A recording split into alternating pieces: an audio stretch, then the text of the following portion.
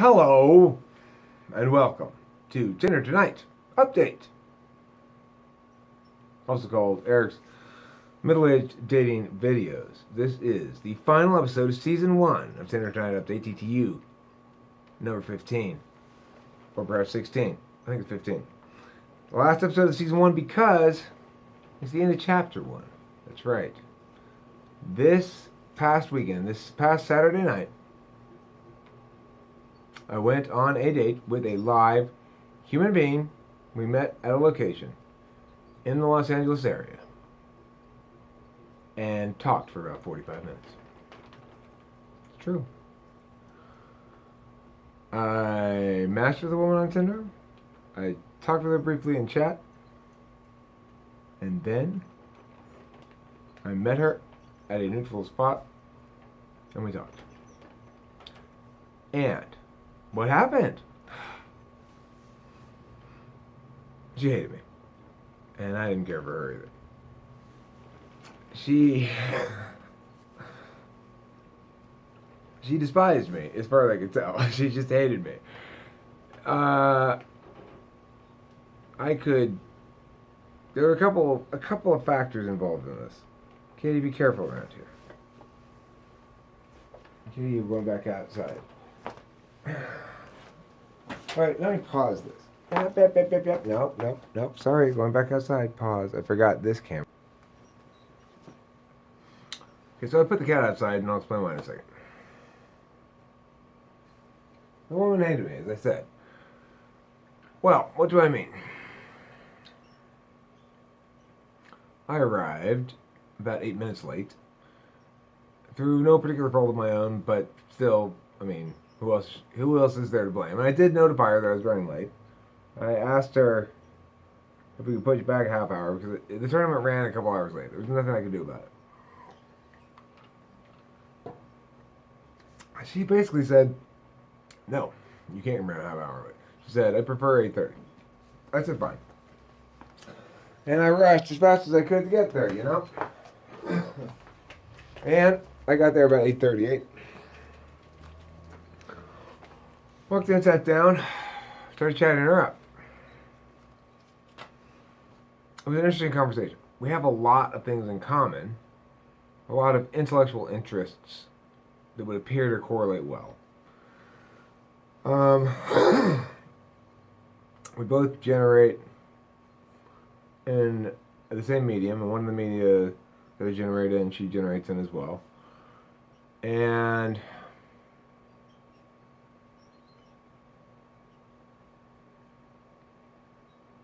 she would seem more or less to be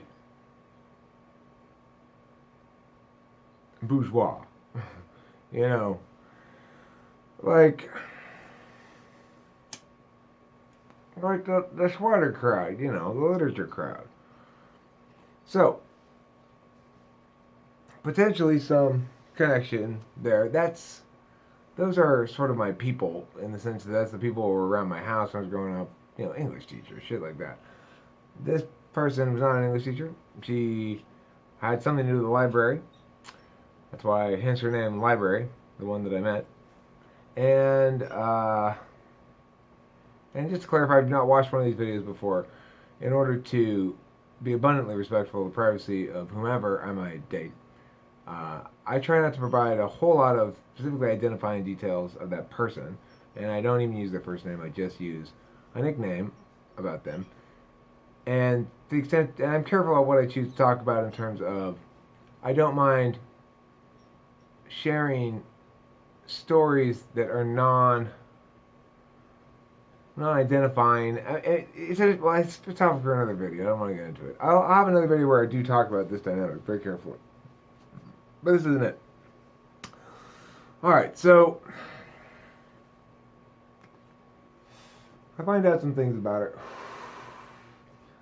Things about her that she values, you know? I come to understand a little bit more about her values. Social justice values, feminism values, things I generally agree with, by and large. And I start to ask her questions about the art that she generates. And What I tell you who she reminded me of in fairly short order is Dave Porter's woman Natalie. Now Natalie really doesn't like this abstraction drive of my personality type, right? She finds it insane.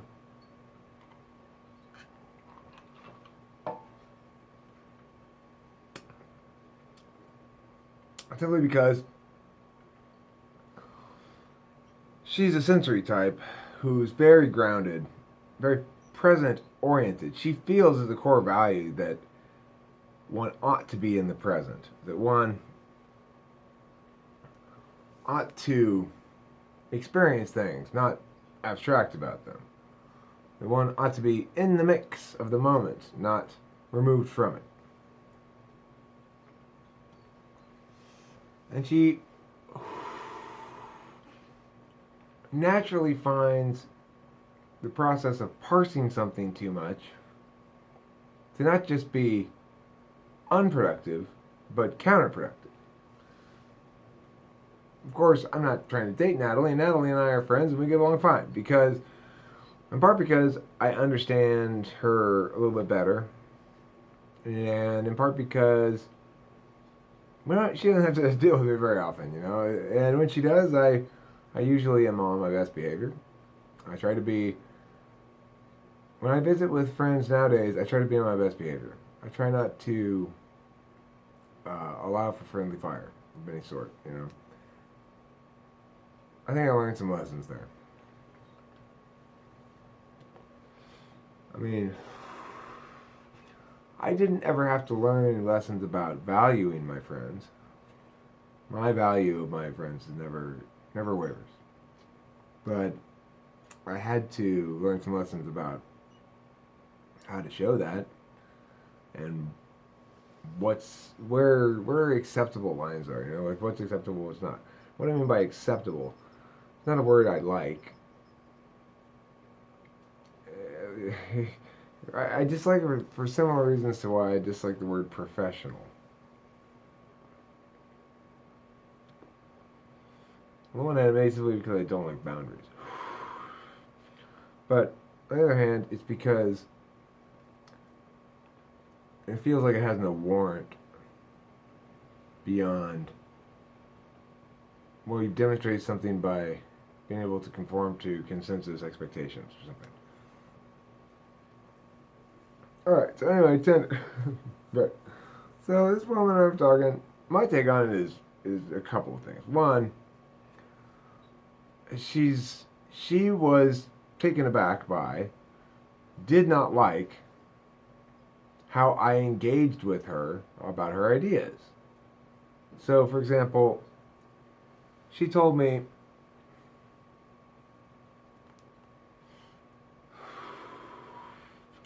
she's a reviser. We talked about, you know, I like to ask people about how they express themselves. I noted she was a good writer. She said she likes to revise. She likes to revisit old works and rework them. I've heard about a lot of authors I respect. I don't parse the issue to question it. I parse the issue as a way of engaging with it, right? So I say, oh, that's interesting because what do you think about this concept of, you know, a given work being a distinct entity and at some point resisting any additional tweaks to it and have it remain itself. You know what I'm saying? You can't change a couple notes in Jingle Bells and have it be different, and have it be the same song. She didn't like that at all.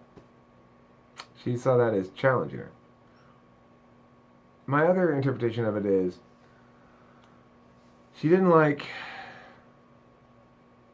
the fact that I was smarter than she was. Is one interpretation. I don't know if that's accurate or not. I mean, because here's the thing, I wasn't being confrontational. I was being very much attentive to my behavior. I was being very polite. I was trying to do everything right, you know? Anyway, after I sat there for, I don't know, half an hour or something, I went outside, smoked a cigarette, came back and I said, look, I know the answer to this obviously is not me, but just out of curiosity, what are you looking for in a man? And she said, oh, I'm looking for someone who's wise and smart and caring and engaging and intellectual, and she listed all this stuff, right? Well, I, I don't know if it was like a jab, intentional. I don't think it was, though. I think she was just sort of kind of oblivious to what she wanted and or why she was responding to me like this. I don't think she really understood, you know, what was happening. All I knew was that, I didn't feel any attraction to this woman. She didn't feel any towards me. I knew that for sure. I kind of parsed it out later as to what was going on. And it's hard for me to tell exactly what was going on. I know that I picked up on her bristliness. Well, I picked up on her guardedness right away. And I don't think. I don't know if in this instance my quite comfortable, largely transparent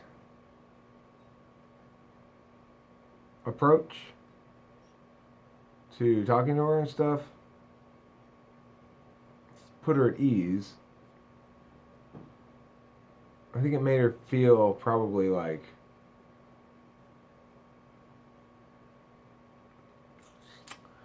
at risk in some fashion. I don't know, not at risk for me like any sort of like threat, like I'm gonna attack her or anything. She could tell I was perfectly harmless. I mean, she felt threatened in some sort of ego sense, and or another possibility is that she was a one of those somebody who leads very heavily with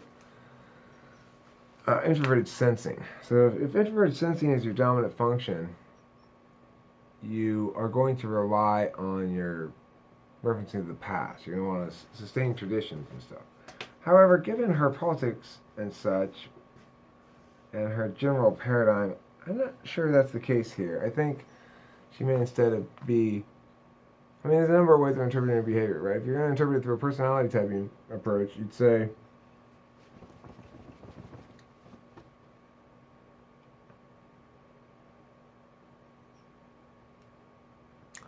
she's introverted feeling.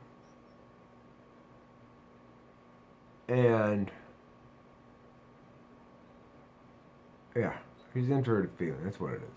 Because, look, extroverted feeling is about harmony. Introverted feeling is about what you're feeling within yourself. And introverted feelers to extroverted feelers seem selfish. Extroverted feelers to introverted feelers seem pushy.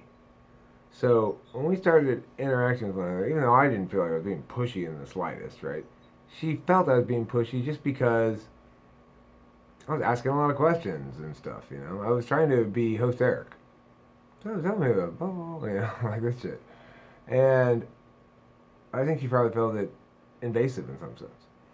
And I found her defensiveness and lack of natural inherent cooperation to be selfish. But of course, for the introverted feeler, when you are challenging them on the rules that they've established for themselves, and remember that's how the introverted feeler achieves harmony. It's not because they're achieving it directly like the extroverted feeler. They're not worried tremendously about how other people are feeling, but they are relying on their existing understanding of the rules and protocols of social interaction to provide them reliable results. Namely, okay, I will get along well. I will sufficiently attend to the harmony aspect of things by mastering and following the rules, internalizing them, basically. And when somebody comes along who would seem to run afoul or in contrast of the former person's internalized rules, which are not internalized by way of thinking, right? They're internalized as a value rather than as a model. And so, because it's a value, it's much less flexible than a model, and it's not.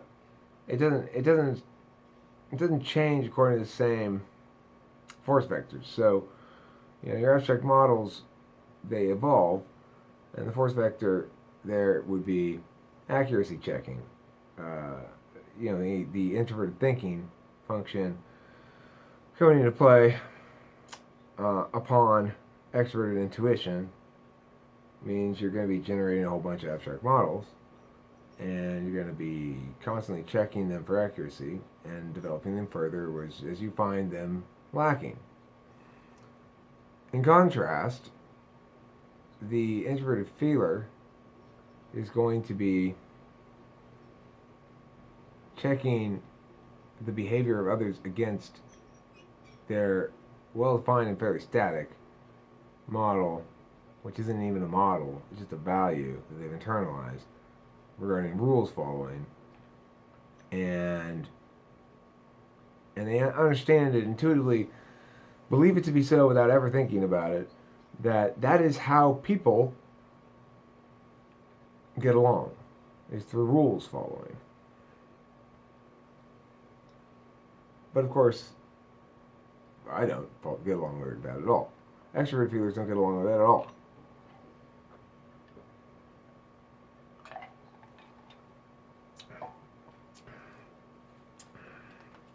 That doesn't mean we don't follow most rules. We probably do. But we're big into compromise. Whatever the rule is, what we ultimately want is for a fair outcome for everybody, and everybody to feel like though they've won. Win-win, right? Stereotypical, but I mean, cliche is, I guess what I should say is stereotypical, but it's cliche, but it's significant to the extroverted feeler. We want everyone to benefit. So anyway, this woman and I didn't hit it off at all. She didn't like me, and I think I was much more open to her than she was to me. Not that I was attracted to her in any sense. Like pretty much right away, I could tell. But what I find interesting about this date is that she and I had so much in common. We had so many interests in common. And to me, this date is data that lands on the side of type over interest as a criterion. That I will get along with someone more based on their types. That is going to determine compatibility more than our shared interests. I'll wait for more data. Now, tonight, as of a couple days ago, I had set up a date for Sunday evening with Hanukkah. I was going to take Hanukkah to Marie Callender's. If you haven't watched my videos before, I have nicknames for all my girls. Oh, my girls. All my matches. I always say that. They're definitely not my girls. They're girls that I feel extremely successful if they're willing to sit down, have a conversation with me, and hate me at the end of it. I feel like Saturday night was a huge success because that's the furthest I've gotten on Tinder, is to actually meet with somebody. That she hated me does not make it any less successful. I have eliminated her as a possibility, and I made progress on Tinder, and I have an interesting experience, and I learned something about what compatibility means. So, it was great.